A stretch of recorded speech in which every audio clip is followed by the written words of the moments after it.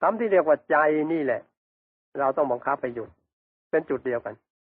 เห็นจำคิดรู้สี่อย่างต้องมารวมหยุดเป็นจุดเดียวกันอยู่กลางกายมนุษย์สะดือทะลุหลังขวาทะลุซ้ายกลางกักข้างในสะดือทะลุหลัง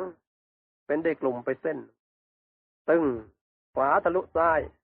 เป็นได้กลุ่มไปเส้นหนึ่งตรงกันตึงทั้งสองเส้นตรงกลางมาจดกันที่กลางจดกันนั่นเราเรียกว่ากลางกั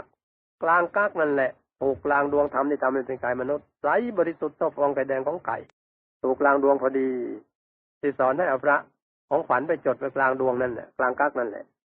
แล้วเอาใจของเราไปจดอยู่กลางกักนั่นแหละเห็นจำกิริสี่อย่างจดอยู่กลางกักนั่นกลางดวงธรรมที่ทำให้เป็นกายมนุษย์นั่นมีที่ตั้งแห่งเดียวเท่านั้นใจเขาบอกว่าตั้งใจนะแล้วก็ต้องเอาใจไปหยุดตรงนั้นทีเดียวที่จะถูกเป้าหมายใจดำเขาบอกว่าตั้งใจนะเวลานี้เองจะทำบุญทำกุศลเราก็ต้องตั้งใจตรงนั้นบัดนี้เราจะรักษาศีลก็ต้องตั้งใจตรงนั้นบัดนี้เราจะเจริญภาวนาละเราก็ต้องตั้งใจตรงนั้นเหมือนกันต้องเอาใจไปหยุดตรงนั้น